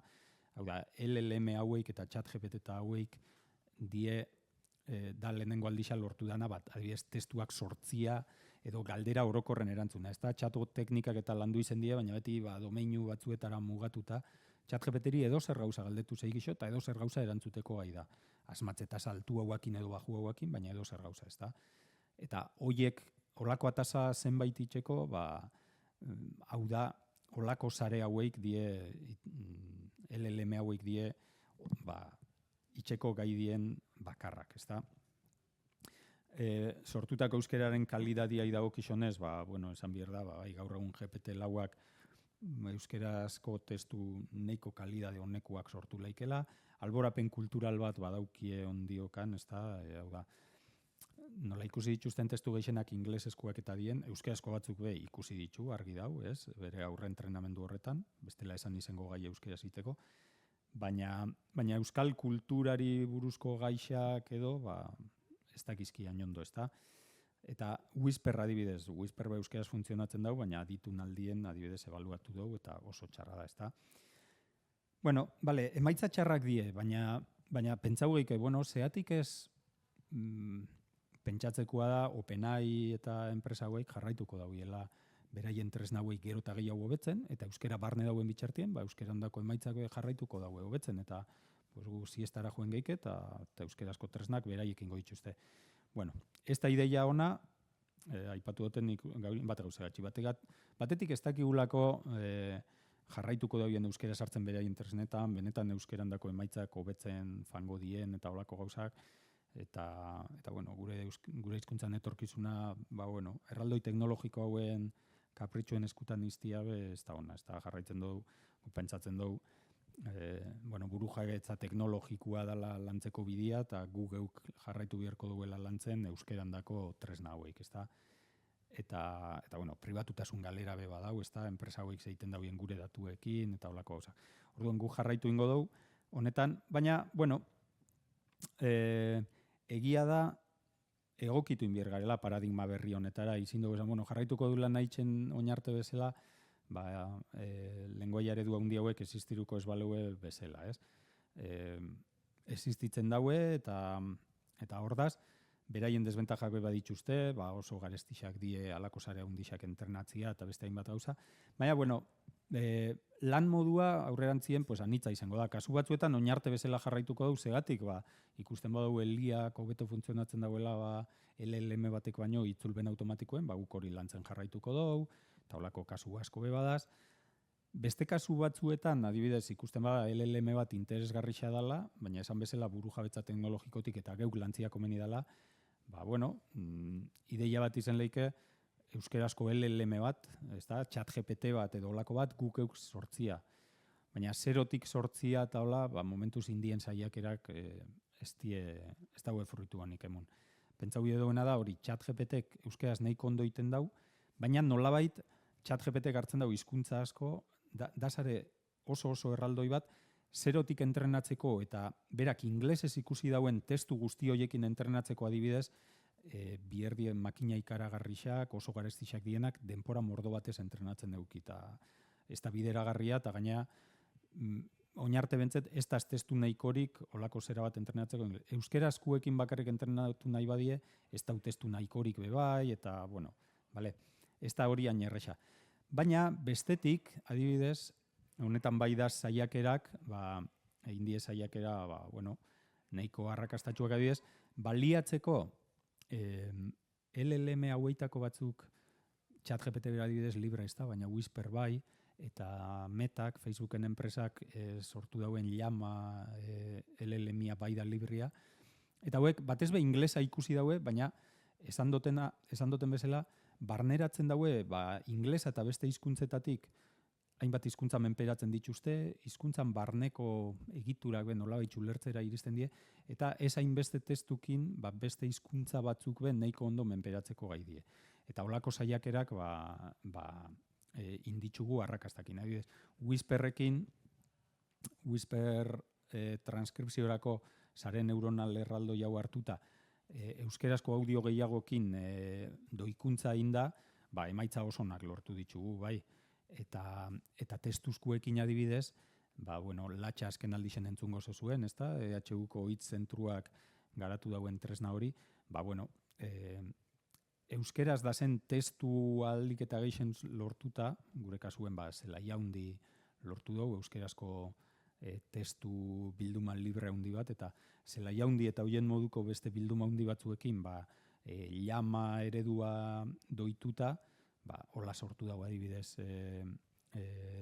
hitzek latxa, eta gube gabiz olako txietan lanien, eta ondiokan falta dago beste ondoko faziak, lehen aipatu dagoten instruction fine-tunina edo giza berrelikadura bidezko errefortzua eta falta daue, honeik datu hauek ez da zelako ondiokan nahiko euskeraz eta sortzia garestia dalako, baina eta beste kasu batzuetan bebai, ikusi dugu zenbait atasatarako, eta momentuz eta gure LLM-iek atasa horiek aino beto beteten ez ditzutzen bitxartien, ChatGPT baliatu leike euskerazko zenbait atasa itxeko, testu sorkuntzarako, laburpen automatiko dorako edo zenbaitetarako, ChatGPT baliatu leike, edo euskeraz, edo beste kasu batzuetan beha ikusi dugu itzulpen automatikoz inglesera itzultzen badu galdera edo atasa, bera inglesez emun atasa hori, eta bere erantzuna berriro inglesetik euskera itzulitxabe, beste bide posible bat be bada. Bai. Eta, bueno, hau da pixkat, zein da egoera gaur egun, ezta? Euskeran dako ze tresna landu izen duen bertatik, gu geuk, agente lokalak, burujabetza teknologikotik, ikusi duen bezala gauzak nahiko aurrera jaue, azken generazioko tresna hauetan, bueno, Whisper eta LLM-ak eta hola, bagabiz emaitzak lortzen, igual ez ChatGPT-ko esain bestekoa, baina hor jarraitzen dugu lanien horretan. Baina, bueno, egia da, beti komeni da, zeatik gabiz lantzen haueik, ez da, itxuen beti komeni da aztertzia merezi da, zeatik gabiz itxen, honek abantailak ditu, baina desabantailak bebai eukileike, ez da. Alde honetatik nik, eta ja bukatzeko, labur aipatuko ditut batzuk. Aukera eta mehatxu batzuk, ez da. Adimen artifizialak eta edo kasu honetan hizkuntza eta hizketa teknologiek daukiena, ez da. Euskera aparte utzita, edozein hizkuntzatarako eta zerendako, esan nietako aukera batzuk edo argi izpi batzuk eta badituzte teknologia hauek, eta ez balituztek ez gineak horretan edituko nik uste, baina argi dau. Adibidez, hizkuntza barrerak txikitzen dau, ez da, esan nahi dut, lehen ikusi dauen adibidiekin, bueno, beti gabiz eskatzen guri eskubidea daukauela administrazio publiko eta beste dozein esparrutan be guk euskera zuzentzeko guri eta guk euskeraz itxeko eskubidea daukauela, ez da? Ikusi dugu nola, teknologia hauek itzulpen automatikoa adibidez testuekin edo baitxa bikoizketa automatikoa eta holako gauzak baliatu geike, zeatik ez, etorkizunien edozein pelikula euskera zeukiteko, gaur egun oso gauza gutxi bikoizten da euskerara, fikzioen bereziki, baina zeatik ez etorkizunien igual automatikoki eukik dana euskeraz. Kontrako norabidien eta bebai, ez da?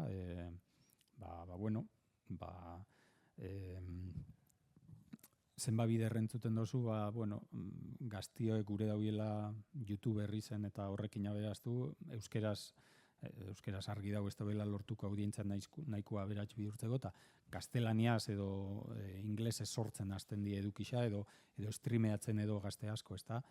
Zatik ezin goik epentzau etorkizun baten inkluso zuzenien bebai bereiek euskeraz aldizengo dauielain eta bestiek inglesez edo txinatarrez edo jaso ez, bakoitza bere hizkuntzan eta komunikatu eta holako gauza bebai ez.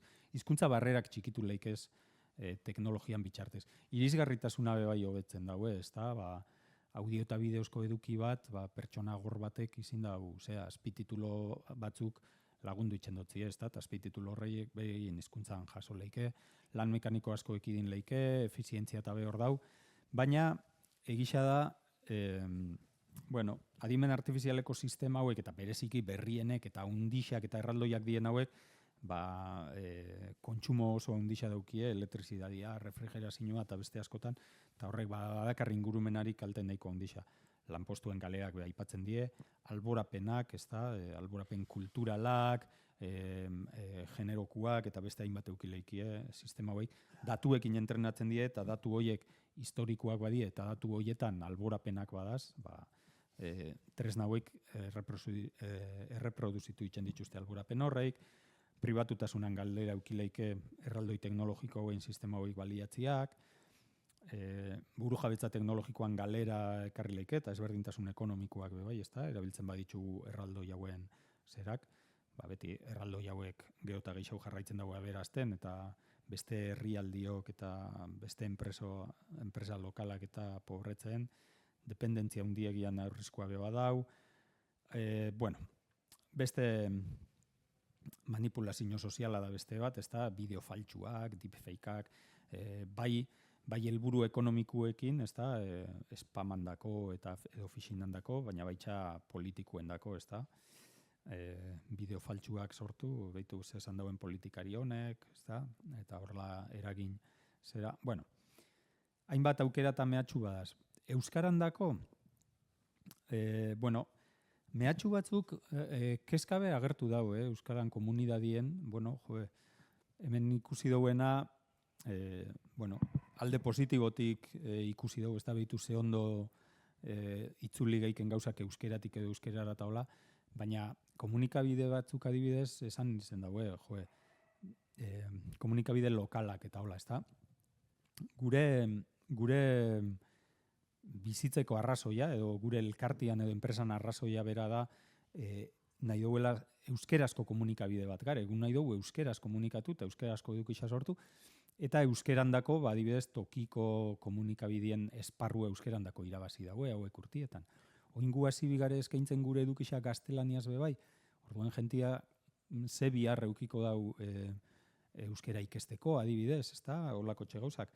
Invisibilizazioa bai sortu leike, hau da, gu gabiz edukisa euskera sortzen, baina jentia jasotzen badu gaztelaniaz ingelesez edo beraien hizkuntzan, nun gelditu da euskera, jakin be igual ez dago ingo hori euskera sortu danik, ez da? Eta, kalidade galera bat bai egon leike, ohituten bagare hauek erabiltzera eta pentsatzen ja gero eta hobeto itzen daue, ja ez daue bi errepasorik, hori besta gauza ez, behin besta guardia jetxi biharreta, baina aukerak behazko dieta dielen aipatu dutenak, ez da, behitu eduki guztixa euskeraz jaso alko dou teknologiari esker, guk euskeraz komunikatzeko eta edukixa sortzeko oztoporia ez daukou, ez da, euskeraz sortuko dugu eta audientzia global batera iritsi alizengo gare, hizkuntzaren ezagutza eta erabilera unditu leike be bai, ez da, dana jasotzen badugu euskeraz, ez, gaur egun jente asko, zure pelikulak edo telebistako kanalak askoz gehiago badia euskeraz, eta zuk euskeraz kontsumitzen dozuna askoz gutxi hau bada, denporakin, edo askotan komunikatzeko, gaztelaniara jo bihar badozu zure lantokixen eta kalien eta, euskeran gaitasunak be galdu itzen dituzu, eta dana euskeraz jasota, hori behobetzen da. Eta zer esanik ez, hizkuntza bat egotia teknologia hauetan eta adimen artifizialien prestigioa eta behemuten dago, ez da, tresna hauei. Orduen, pixkat dana kontuen eukitza, mehatxu eta aukera haueik danak, nik ikusten duten bezala, nik labur bilduko neuke esanez, adibidez, Euskal Herritik kanpoko esparrurako dana nik positibo ikusten dut, ez dut ikusten inungo desbentajaik, ez da? Hau da, Euskal Herritik kanpoko esparruen jentiak ez daki euskeraz, orduen, beraiekin komunikatzeko, normalien euskera utzin behar dugu, pasau biharko gare, edo gaztelaniara, edo inglesera, ez da, komunikatzeko kanpoko jentiakin. Teknologiai esker, euskeraz komunikatu algare nahi duenakin, eta beraien abe guk euskeraz jaso, ez da? Kanpuen sortutako edukidana guk euskeraz bebai jaso alizengo dugu, eta esan dakua, ez da inungo oztoporik egongo guk euskeraz sortzen duen dana, kanpokoek gure beraien hizkuntzan jasotzeko, beraz, ez dauko zertan edukisa beste hizkuntza batzuetan sortu, audientzia global bat eukitzeko, ez da? Hori kanpora begira. Euskal Herrixan bertan, hau arantzatxu hau bihurtzen da, ez da, esan duen agatxik, danok ez dakixe euskeraz, orduen, teknologiari esker, eurobe lasai bizi alizen leiki erderaz, euskaldunekiko eta euskararekiko inungo kezkai barik, eta euskarazko edukisa erderaz jasoko leukie, euskaraz itxeko beharra eta motivazioa txikin haue da. Nik uste dut haue pixkat, beren aurrixen beharri bihar batala, nik ez dakit zenbatek ikesten dauen euskara helburu praktikuegatxik, nik uste gehiago izeten dela motivazio sentimental edo atxikipenezkoa egoten dela gehiago, baina eta etorkizunien teknologia badau, horretan sakondu biharko da, jentia euskarara erakortzeko nik uste ez da. Baina, aukerak eta mehatxua kontuen hartuta, gabiz pentsetan dago euskeran ikuspegitik, baina ez da euskeran zera bat bakarrik, ez da. Gugazen egoera hontan eta, erabakitze honetan daz hizkuntza guztixak. Danak dituzte aukera eta mehatxu horreik, ez da. Eta beste hizkuntzek argi daukie. Esan nahi dutena da, Islandierakoak adibidez, oso argi daukie, beraien hizkuntza arriskuen dau, iztunak estatu hizkuntza bat da, baina euskara baino hizkuntza iztun gutxi hau dituzte, eta bereziki inglesa eta bestelako influentziakin ikusten daue gaztien artien oso arriskua handixen dauela beraien hizkuntza eta salbazioa ikusten daue hizkuntza eta adimen artifizialien. Eta baina ez bakarrik Islandiera, eske gaztelania bebai, gaztelania bebai eta beste hizkuntza guk haunditzat, gure aldien haunditzat ditugun hizkuntza asko bebai, beste haundixau batzun aldien ikusten daue, atzien gelditzen dabitzela, hizkuntza gero eta geixau baztertua gelditzeko arriskuen da zela, eta adimen artifizialan bierra ikusten daue, gaztelania dunek adibidez bebai, ezta? Eta, Europako komunidadiak bebai argi ikusten dago Europako hizkuntzak babesteko eta hizkuntza teknologiak landu inbier diela, eta hola, ez? Eta bale, hemen esan dut, hizkuntza guztiek dituztela aukera eta mehatxu horreik. Baina eske hori be, ez da guztiz egisa. Hizkuntza hundixek badaukie, gube badaukau teknologia hau, egoera hobi hauen edo txarrauen egon geike, baina neurri bateraino badaukau. Baina beste hizkuntza gutxiagotu askok, gu baino asko sokerraugaz. Ez daukie hizkuntza teknologia hauek ez dituzte, ez da? Horietako batzuekin elkarlan estua badauko Oksitanierako erakundiekin, Aragoierakoekin, asko sokerraudaz. Eta hauek oso argi daukie adimen artifizialien egon inbier dauiela, eta honek hau bierrezkoa daukiela beraien hizkuntzan dako, ez da? Orduen, eta ja, bukatzeko guztiz, oin benetan, goazen baloratzera aukerak eta mehatxuak eta horren arabera erabakiko dugu nahi douen adimen artifizialien egon eta hoiek baliatu eta eske gauza da teknologia hauek ja egon badazela. Beste hizkuntza batzuetan dako badaz. Eta guk euskeraz ez baditzugu euki nahi edo ez baditzugu baliatu nahi be, beste hizkuntzen dako badaz. Eta honek mundua adibidez aldatu ingo dago. Eta esan nahi dut, guk erabakitzen badugu, euskeraz ez ditugu nahi tresna hauek, por lo que sea, gaztelaniaz adibidez, etorkizun baten Hollywooden sortzen dan pelikula guztixak gaur egun be doblatzen die gaztelaniara isadanak, ezta? Etorkizunien be hola jarraitzuko dago izaten, baina ez bakarrik Hollywoodeko pelikulak esan dutena. Edozein telebista kanal txinakua edo ez dakiz zer, gaztelaniaz jaso ahal izango da, automatikoki doblatuta. Streamerrak, munduko edozein hizkuntzatan streameatzen dauen streamerrak, jaso ahal izango die gaztelaniaz. Euskera horrez badau, euskaldunok bebai eduki horretara iritsi biharko gare gaztelanian bitxartez. Oin Hollywoodeko pelikulak gaztelaniaz ikusi behar ditugun bezala, beste edozein eduki bebai. Horrek espazio galera eta hola ekarriko duzku, oinarte baino geixau eta gero eta geixau jo biharko dugu gaztelaniara edo inglesa edo beste hizkuntza batzuetara, baldin eta euskera horrez goten ez bada. Eta orduen, nietako ondorixua da guztiz biherrezkoa da horregotia. Emuten dauen aukera danak baliatu biherko ditugu, jarraitzu biherko dugu garatzen burujabetzo teknologikoan ikuspegitik eta teknologia hori bertan landuta, eta aukera horiek baliatzen, eta mehatxuak asmatu biherko dugu danon artien horiek danak ekiditen eta horien eragina murrizten. Hau da pizkatxo bat, azkenengo hau izan da nire ikuspegisa, ni nahiko neuke eta ondiokan denporia badauko, eta igual, pixka berandu hasi garen ez, eta ondiokan antolatzaile ikusten badozue, ez dakit, zueik edo kanpotik jarraitzen ibili dienok nola ikusten dauen, ez da? Egoera batetik, ze igual erakutsi ditudan gauza asko igual ez ezagunak di, eta igual ez ginen konstiente benetan euskeraz benetan adimen artifiziala egoera hontan daula, eta bestetik, egoera hori jakinda, zein dan ikuspegia, argi ilun edo aukera eta mehatxu horrei buruz, eta egit. Bota. Eskerrik asko, oso ondo egon da. Baitut hainbat ideia geratu zaizkidan hau, badago bat API horiek publikoa dira? Erabiltzen dituzuen APIak? Ez, APIak normalien ez die publiko orokorrak erabiltzeko, ez da? tresnetatik deitzen dira, esan dutena apetatik edo webunetatik, eta orduen, eskatzen dago herri garapen bat, ez da API-ei deitzeko eta hola, normalien bezero enpresarialak edo elkartiak hola izaten die gehienetan, eta integrauta daukoen leku horietan, zerbitzu hori ordainpekua izaten da normalien. Esaten nuen, uste dut badagoela 2025an alabeharrez egin beharko dena hori, zelan da, accesibilitate kontuak webgunetan, eta berriak daukan hori, ikusi duanez, primerakoa da, edozen webgunetan jartzeko, ez? Primerakoa litzateke, donare. Bestalde,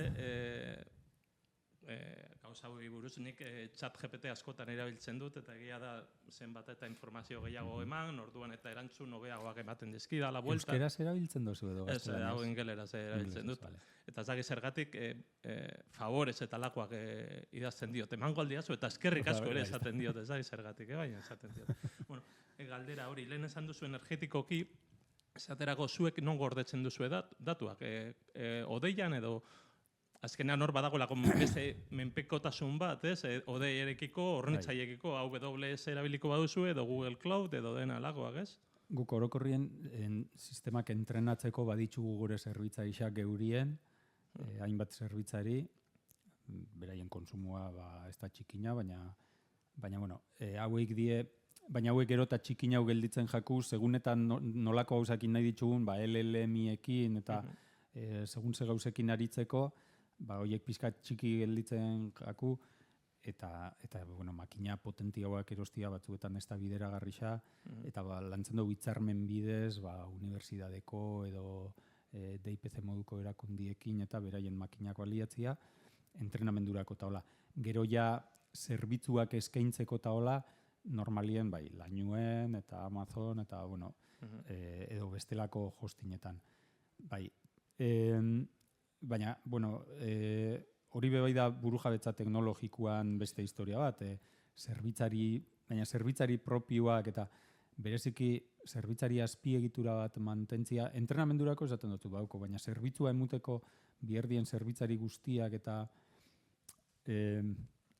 dauko bere zailtasuna, bebai, ez dakit, zerbitzu berri bat lantzau nahi dozun bakoitzien eta dituzun makinekin ez badokatzen nahikoa, makina bat erosi, instalatze eta prozesua behia, denporiaren leik eta gauzak atzeratu, eta batzuetan errexena da, hori hostin bat hartzia, eta hostinan ez dut ezagutzen zehatzki zein da, baina egoera zehatz, baina entzunda dauket adibidez, gaur egun ez dauela adibidez Euskal Herrixen hostin enpresarik, ez da? Eta, Amazon baino hurbilaukorik egon leike, burujabetza teknologikoa beti garatu leike, maila, hemendik izin badozu, alik eta hurbilen gutxienez, edo eragile, bestelako eragile batzuekin, baina errexabe ez da izeten. Zegoen web uste dut, eta saldu indute azarnetera. Hori da entzun duten azken. Eta horren arira irakurrit nagoena, esaten zuen, hauek ziren azkenak, eta Bilbokoak ziren webs, uste dut, eta sarnetek erosi dau, eta ez da gidan Espainiako edo multinazionala da, edo, eta... Nungoa? Valentziako uste dut direla. Baina Bilbonero bat zeukien zerbait? Ez dakit. Ez que alako zerbait entzuna, Edo nora ere, eskerrik asko, eta oso ondo, gustatu zain. Bueno.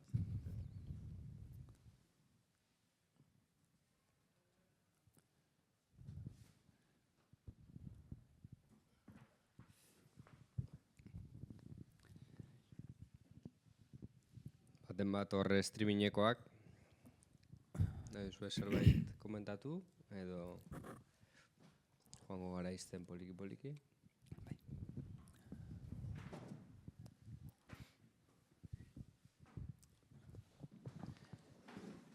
Ataldeon. Galdera bat, oraintxo bertan gonzate komentatzen, hori hosting enpresak, eta hemen Euskal Herrien ez da askorik, eta guztirik. Baina... Igual ez da zuzena esan dutena, Bai da zuzena, eta, gaina eske horrela da, realitatea. Baina, nik ez dakit, adimen artifizialaren inguruan ezer gutxi dakit, baina beti pentsatuta neukan horrelako zerbitzuak garatzeko eta implantatzeko behar den azpiegitura nahiko potentea izan barko litzatekela. Hau da, estatuko beste puntuetan, batez ere hezkuntza arloan eta unibertsitate arloan badaude superzerbitzari handi hauek eta guzti hauek. Hemen Euskal Herrian, eta Euskal Herria esaten dudanean, bai irenez bai hegoaldean, bai iparraldean ere, baldagor la unibertsitate aldetik edo nolabait konputazio handirako aukera eskaintzen duten superkonputadora horrelako azpiegiturarik. A ber, egon bai, eskala igual ez da, hemen Bartzelonan dago, ez da, Bartzelona Supercomputing Centerra edo da, esango nauke estatuan, ez naz honetan aditua, eta ni lankideek igual gehiago jakingo leukie, baina esango nauke hori dela estatuan referentzia dana, eta igual estatutik kanpo, bai, ez da egite esaten. Euskal Herrixen be lantzen badabitzola horreik administrazio publikoan partetik eta unibertsitatetik eta hola. Unibertsitateak bai, azkenien unibertsitatean badaz ikerketa taldiak adimen artifiziala talantzen dauienak toki askotatik eta beraien entrenamenduak itxeko badauki azpiegitura, baina eta gero aipatu dut hori, DIPC edo Donostia International Physics Center eta administrazio publikoan aldetik Jaurlaritza eta hola eta be badabiz hori bebai lantzen eta olako gauzak martxan jartzen. Baina, bueno, zehazki oin ze aukera da zen eta hola, nik ezagutzen do, pixka guri tokatzen jakunak eta hitzarmen bidez baliatzen ditugunak, ez die izango igual bakarrak eta bueno, ez dut gehiago gauza gehiago esango, ez dut hainbeste kontrolatzen gaia. Baina, bueno.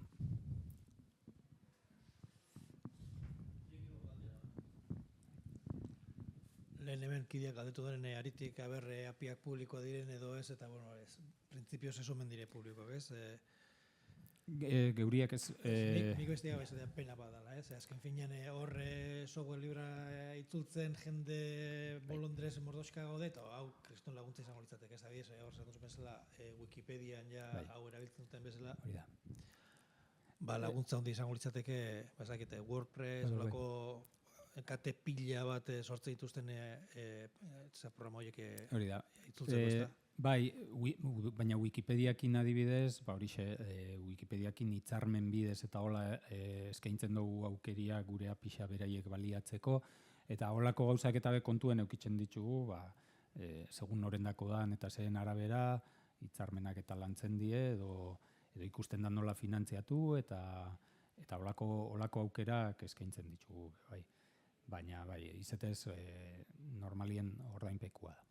Eta aipatu dozunien WordPress eta, WordPress webgune badauken edo zeinek, bere webgunea euskera zeukia lizeteko, euskera sortu eta beste hizkuntza batzutara itzultzeko eta hori uste, .eusekin edo be landuta daukoela eta aukera hori bai emuten dauela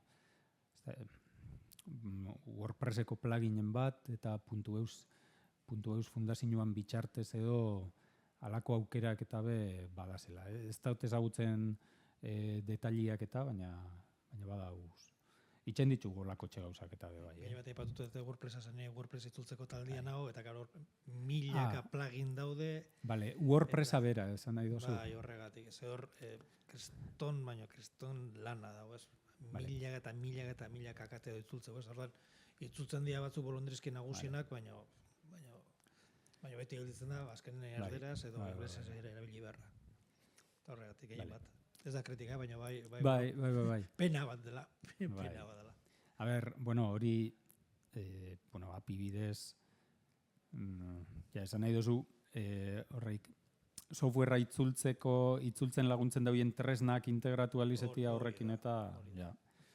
Gaina badia plataformatzuk Transifex eta zenbaitea badiela, horretarako bideratuta ez, horre implementatzea ez dut uste horren zaila izango litzatekenek eta horrekin, software liber pila bat itzuliko litzateke euskerara.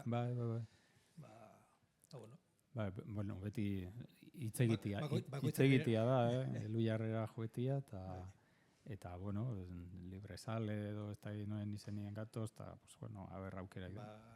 Hitzain barko da orduan. Hori da. Mila esker da. Bueno,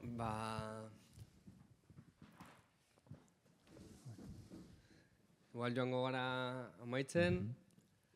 Igor, mila esker.